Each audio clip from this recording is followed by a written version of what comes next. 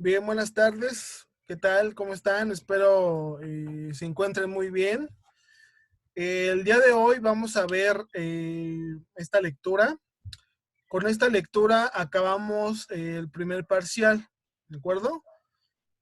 Hacemos un breve repaso. Hemos visto, en cuanto a lecturas, hemos leído a Santoni, hemos visto a Nerishi, hemos visto sobre los principios de la didáctica, y ahorita vamos a ver sobre la transposición didáctica, ¿de acuerdo? Bueno, es un libro un tanto ya, bueno, no está tan viejito, apenas va a cumplir sus 20 años, pero es importante que reconozcamos estos planteamientos. Y como ustedes lo saben, pues de entrada hacemos antes una retroalimentación sobre lo que vimos en el video pasado. En el video pasado nosotros abordamos la cuestión de los principios de la didáctica, ¿no?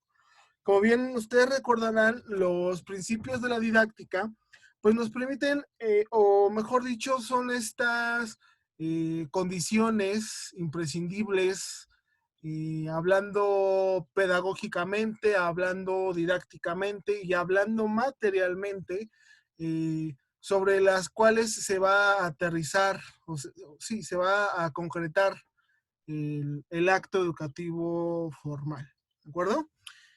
Como ustedes ya lo saben, ya lo investigaron, ya vieron el video, pues los principios de la didáctica son 5: el principio de individualización, el principio de socialización, el principio de autonomía, el principio de actividad y el principio de creatividad.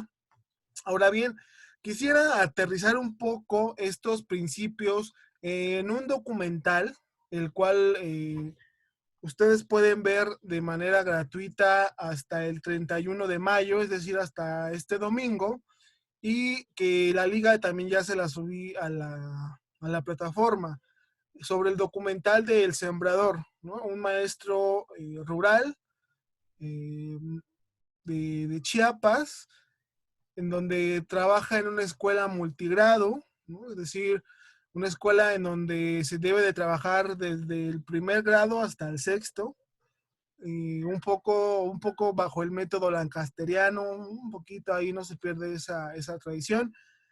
Pero bueno, ¿cómo poder abordar este documental del Sembrador antes de pasar a la lectura que vamos a ver? Desde los principios de la didáctica, ¿no? Incluso cuáles son las limitaciones en ese contexto geográfico, cultural, en ese contexto pedagógico incluso, ¿no? En donde la escuela es un pretexto para poder conocer. Es decir, si ustedes ven el documental, y de verdad espero que lo puedan ver, los niños sí pasan tiempo en el aula, pero también pasan tiempo alrededor de la comunidad, cuando el maestro los enseña a nadar, por ejemplo, cuando el maestro los lleva por la laguna, ¿no? O sea, son estas actividades que incluso el maestro, a pesar de las limitaciones, a pesar de la desigualdad, a pesar de todas estas condiciones materiales que limitan el acto educativo, el profesor no pierde la vocación pedagógica. Y eso es muy importante. Recordemos, por ejemplo, que Pablo Latapí, en una conferencia bellísima que a mí me gusta muchísimo, que lleva por nombre ¿Cómo aprenden los maestros?, menciona un poco sobre estos claroscuros de la práctica docente, ¿no? Cómo un docente se enfrenta a limitaciones económicas, a limitaciones propias del contexto, a limitaciones de los mismos familiares por parte de los niños, pero cómo esa vocación no se pierde, ¿no? O sea, Pablo Latapí es muy directo y muy concreto cuando dice, bueno, yo puedo estudiar básicamente cualquier cosa, ¿no? Cualquier cosa, sencillo. Bueno, no sencillo, pero lo puede estudiar. Y iba a decir Pablo Latapí, pero hay al menos dos profesiones que requieren vocación. Una es médico, ¿no? Y la otra es ser profesor. Y ahí concuerdo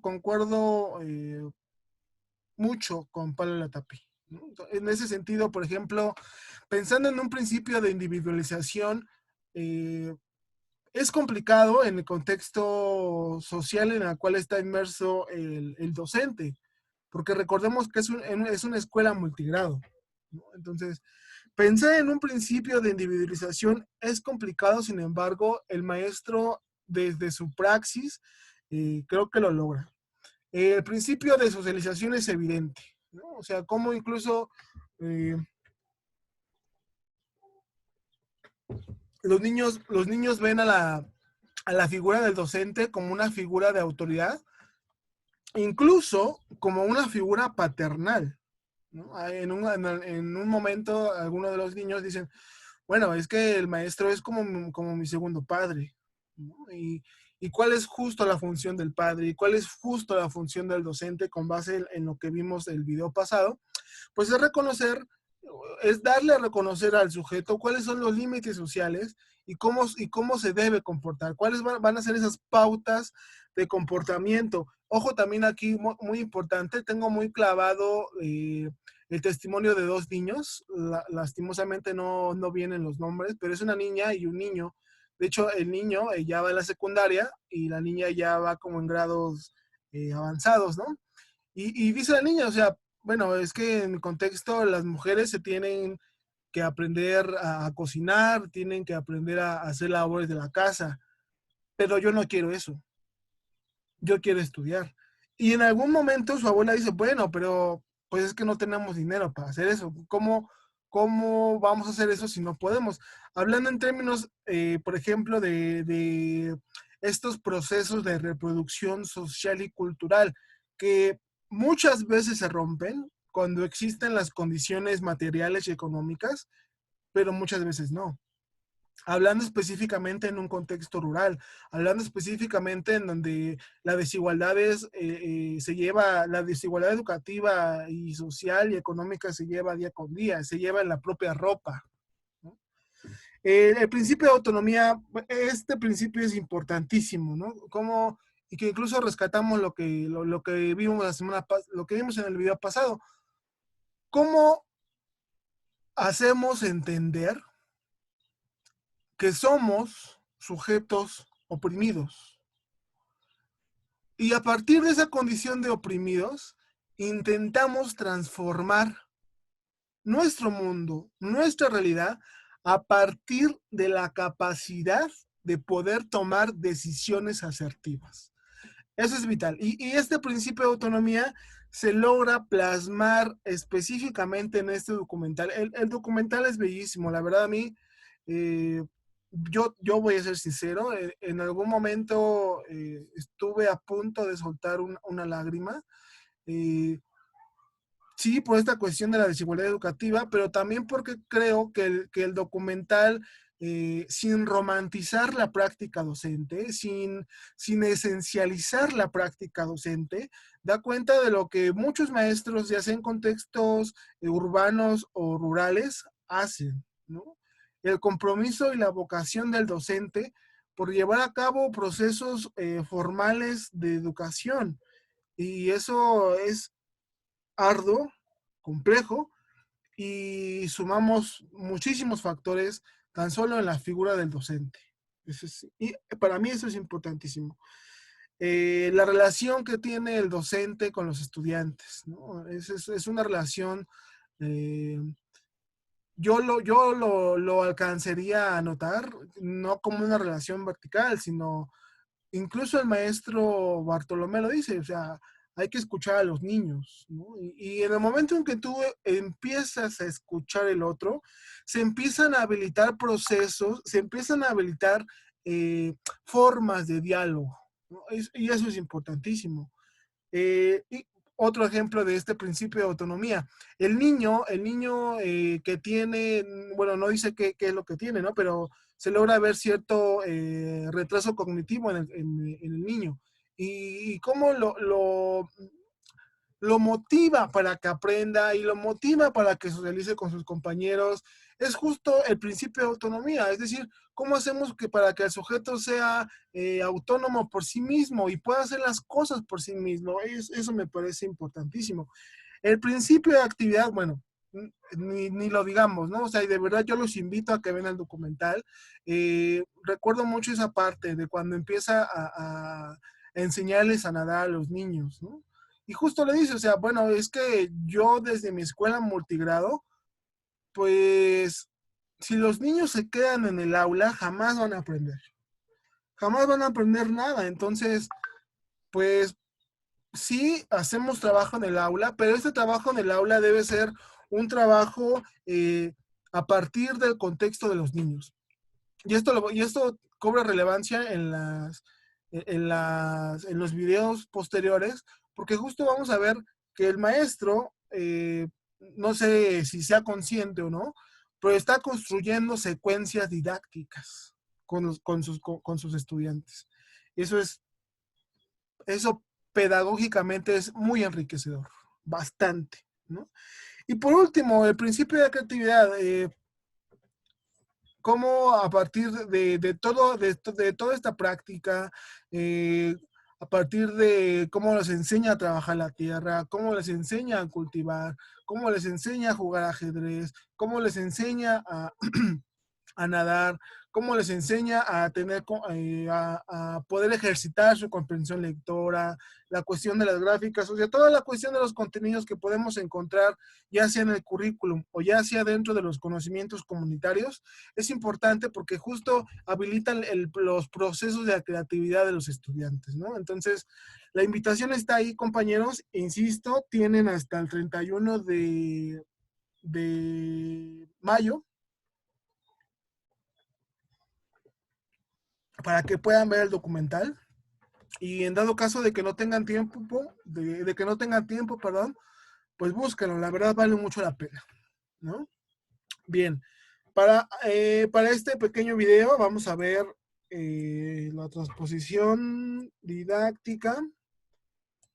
Denme un segundo. Ok. La transposición didáctica de un pedagogo francés que se llama Yves Chavelard. Bien. Empezamos por el concepto de transposición, ¿no? ¿Qué significa transponer? Bueno, ustedes buscan una definición básica en el diccionario. Significa colocar en un lugar diferente, en un lugar más allá de lo que se ocupaba ese objeto o esa cosa, ¿no? Ustedes ya lo saben, el objeto de estudio de la didáctica, al ser un campo disciplinar de la pedagogía, pues es el proceso de enseñanza-aprendizaje, o en palabras de Díaz Barriga, es conocer cuáles son las condiciones materiales, educativas, axiológicas del acto educativo formal, ¿de acuerdo? En ese sentido, Chavelar es muy claro cuando dice, todo proyecto social de enseñanza-aprendizaje se constituye dialécticamente, y eso es muy importante, con la identificación, designación y planeación de contenidos, es decir, de saberes científicos y no científicos, así como habilidades a enseñar. Esto ustedes lo pudieron ver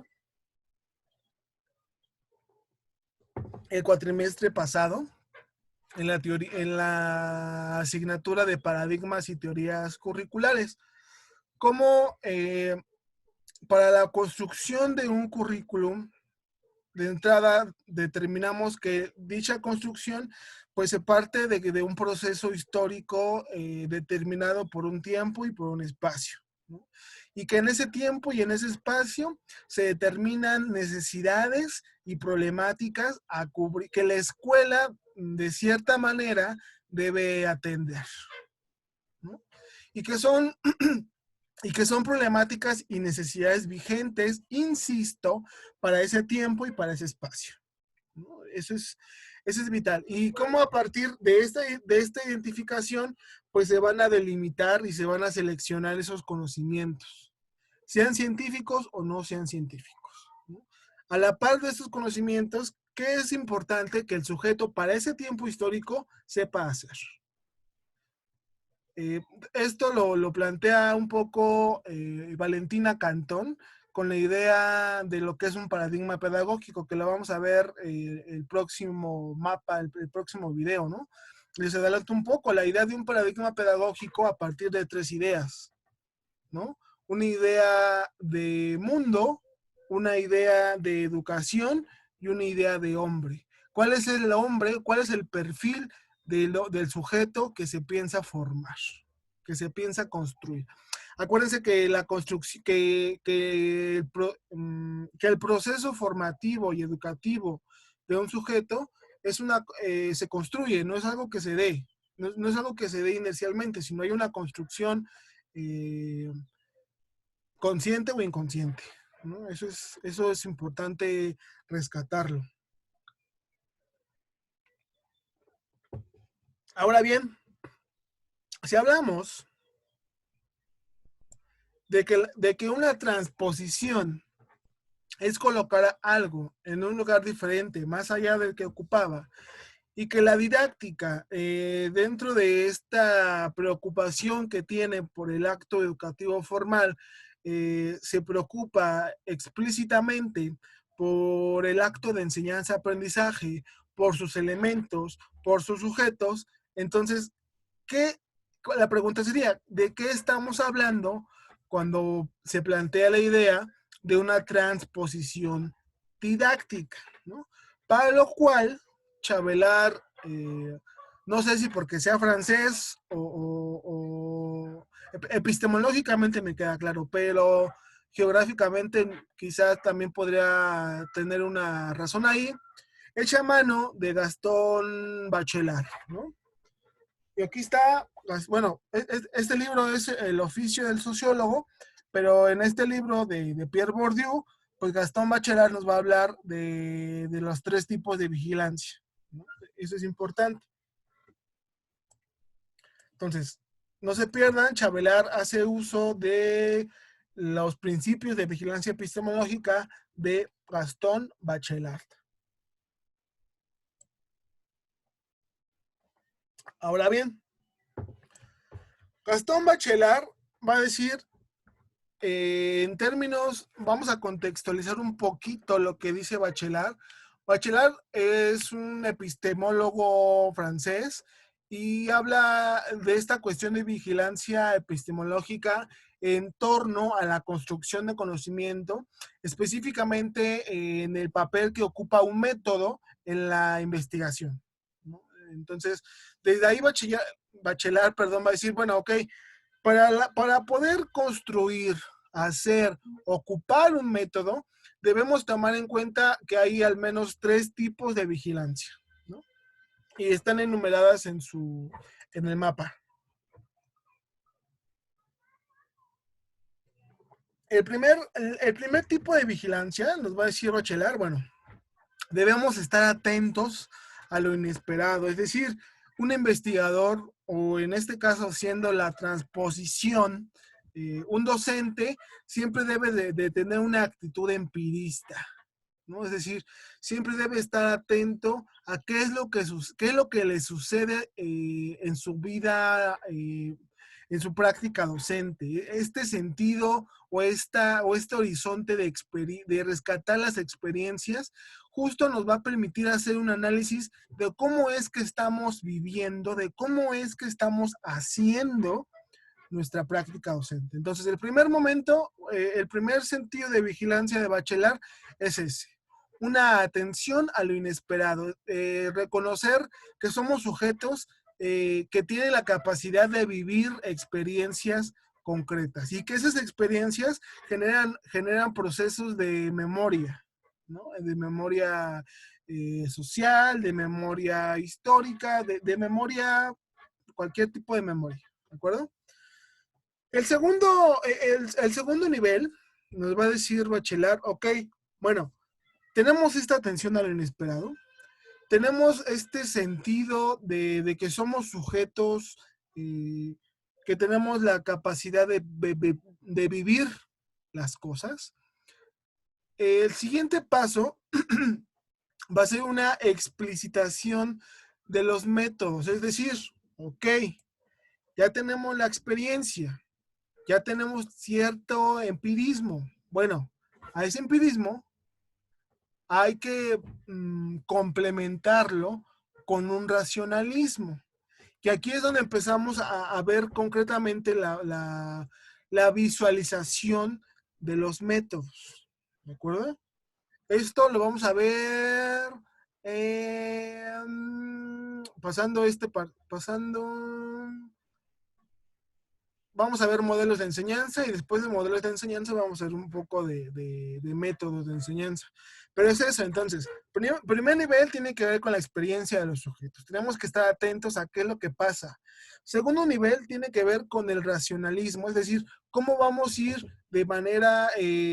cómo vamos a ir racionalizando nuestra experiencia. Y por último,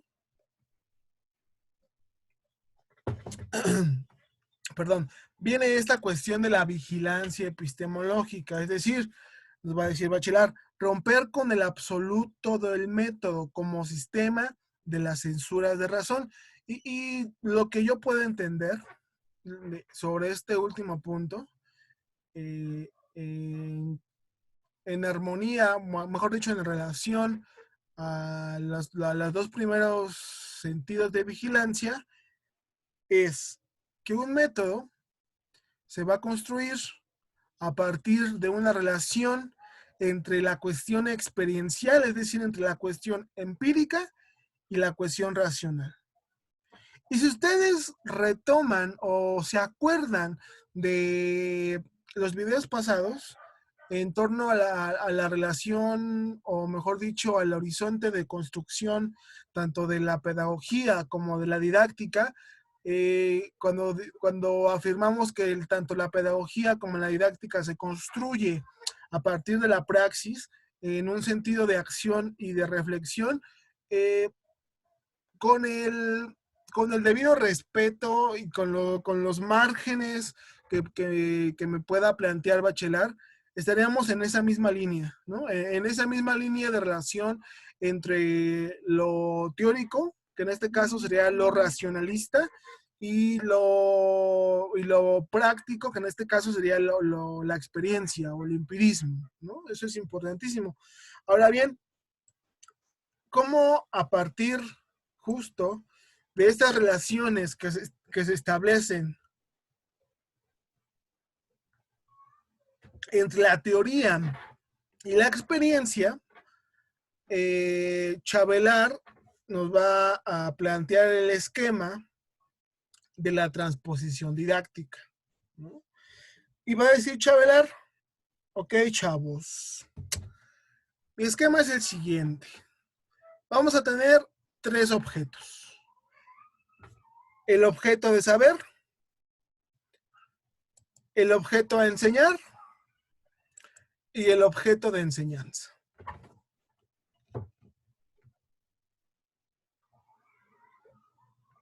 Insisto, el objeto de saber, el objeto a enseñar y el objeto de enseñanza. ¿Cuál va a ser ese objeto de saber? Bueno, el objeto de saber va a ser el conocimiento disciplinar que se quiera enseñar. Piensen, por ejemplo, en biología, piensen, por ejemplo, en matemáticas, piensen, por ejemplo, en formación cívica y ética, que no sé si aún exista. Piensan, por ejemplo, en filosofía, por supuesto. Piensen, por ejemplo, en cualquier disciplina, ¿no? En cualquier disciplina de cualquier área del conocimiento, sea físico-matemática, sea de la salud, sea social, sea alguna humanidad o algún arte. Eh, en cualquier área de conocimiento se construyen y se han construido y se seguirán construyendo conocimientos científicos, es decir, conocimientos disciplinares. Entonces, vas a decir, Chabelard, ok, tenemos ese objeto de saber, y que ese objeto de saber es la decantación del conocimiento que se construyó explícitamente desde esa disciplina, ¿no? Insisto, piensen en cualquier disciplina. Ay, perdón. Luego, después del objeto de saber, tenemos nuestro objeto a enseñar, ¿no? Y va a decir, bueno, sí, tenemos ese objeto, claro, está ahí, pero hay que aterrizarlo, hay que bajarlo. ¿Cómo se aterriza ese conocimiento? A partir de la selección y sistematización de ese conocimiento a partir de un currículo. ¿Sale? Entonces, ahí la importancia del currículo como horizonte de enseñanza definido a partir de un sistema educativo de cualquier estado o nación, ¿no? Entonces, desde una secretaría específica, que en este caso, pues es la Secretaría de Educación Básica, ¿no? Entonces, ok, la SEP va a definir qué es lo que se va a enseñar. Acuérdense sobre la idea de un paradigma pedagógico en donde se define la noción de educación y la noción de un hombre. ¿Cuáles son las características que debe alcanzar este sujeto para este tiempo y para este espacio? ¿No? Entonces tenemos conocimiento disciplinar, una sistematización, adecuación, selección de ese conocimiento en torno a un currículum, porque además cabe aclarar, si es una selección, se estarían dejando conocimientos afuera.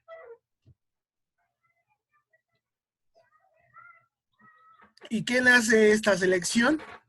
Bueno, eso ya saliendo de otro costal, pero ahí entramos a detalle con el papel que cumplen los organismos internacionales, con el papel que cumple la misma secretaría, con el papel que cumplen distintos agentes internacionales y nacionales, incluso regionales, ¿no? Con los investigadores de las distintas áreas y universidades, tanto públicas como privadas, ¿no? Entonces, tenemos ese conocimiento general, ese conocimiento científico que se aterriza, que se selecciona, que se adecua en un currículum. Y cómo entonces, a partir de ese currículum, nos va a decir Chavelar, bueno, pasamos entonces de un objeto de enseñar a un objeto de enseñanza. Y pasamos entonces de un conocimiento disciplinar, de una sistematización de esos conocimientos en un currículum, a una versión didáctica que se va a plasmar en toda la línea que va a cubrir el acto educativo formal, desde los planes y programas de estudio, desde las planeaciones de los docentes, desde, no sé si aún hagan cartas descriptivas los docentes, y cómo a partir de eso se llega a la ejecución del acto educativo formal. Acuérdense, los 4 momentos del acto educativo formal: diagnóstico, planeación, ejecución y evaluación. ¿De acuerdo? Bueno, entonces hacemos un breve repaso rápido.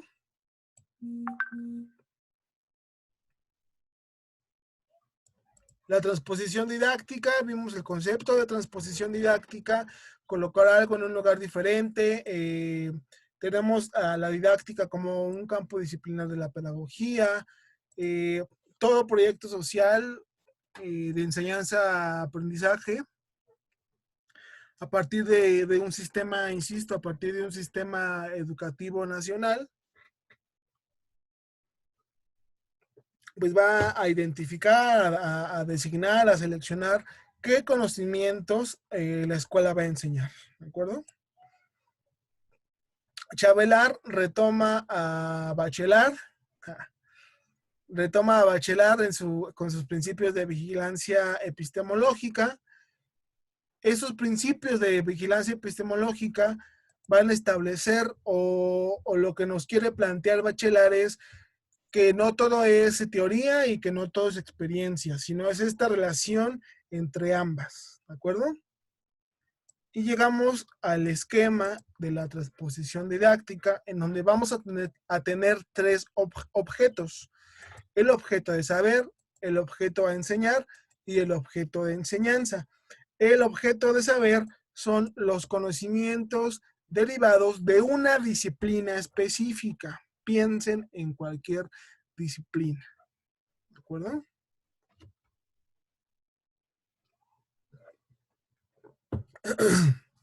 Después de ese conocimiento disciplinar, pasamos a una sistematización de ese conocimiento. Y después de esa sistematización, es decir, de ese objeto de enseñar, pasamos a un objeto de enseñanza. Les voy a poner un ejemplo en vías de que intente ser claro. ¿No? Estoy pensando en la licenciatura en enfermería. ¿No? Bueno, la licenciatura en enfermería en torno a, debe retomar conocimientos tanto de la química, como de la física, como de la psicología, como conocimientos mismos de la enfermería al ser un campo, una disciplina. ¿No? Entonces, tenemos ese conocimiento disciplinar. Y piensen en el ejemplo concreto de la escuela. Bueno, para poder llevar a cabo la licenciatura, además de los trámites burocráticos burocráticos y administrativos que se tienen que hacer, pues hay que crear ese plan de estudios, hay que crear ese currículo. Entonces, bueno, ¿qué es lo que hace la escuela? Hace justo esta selección de conocimientos que se va a plasmar en asignaturas específicas, ¿no? Estoy pensando en morfología, estoy pensando, no sé, en bioquímica, en biofísica, ¿no? Son materias de las que ahorita me estoy acordando, ¿no? Entonces, ok, jalamos esos conocimientos, adecuamos esos conocimientos, seleccionamos esos conocimientos y ahora sí, bueno, ya tenemos nuestro currículum que se plasma tanto en planes y programas de estudios. Toma maestro, es hora de la ejecución de ese trabajo, de todo ese trabajo arduo que se llevó la construcción de dicho currículum. Y ahí es justo cuando pasamos a la versión didáctica, sí, a la versión didáctica, es cuando pasamos a este objeto de enseñanza. Y es cuando pasamos a lo que hemos estado a lo que hemos estado diciendo, perdón, en videos anteriores. No solamente basta el hecho de que el docente tenga los conocimientos disciplinares, no. También el docente debe tener una formación didáctica, debe tener la capacidad de habilitar a sus estudiantes en todos los principios que ya hemos visto, ¿no? Los 5 principios que vimos en el video pasado. ¿De acuerdo? Entonces, objeto de saber, objeto de enseñar y objeto de enseñanza. Espero no ser muy redundante, pero insisto, me gusta tener claridad en las clases y más ahorita, ¿no? Que no hay como una retroalimentación directa. Entonces, bueno, esta fue la transposición didáctica. Con esta lectura cerramos el parcial. La próxima semana, recuerden, es el proceso de evaluación. Para ello, ustedes ya lo conocen, entonces espero que estén cumpliendo en tiempo y forma. Espero que estén generando procesos metacognitivos, que eso es importante y que uno intenta habilitarlos y que ha intentado habilitarlos. Y bueno, cuídense mucho, espero estén muy bien y por favor no salgan de casa, ¿de acuerdo? Hasta luego.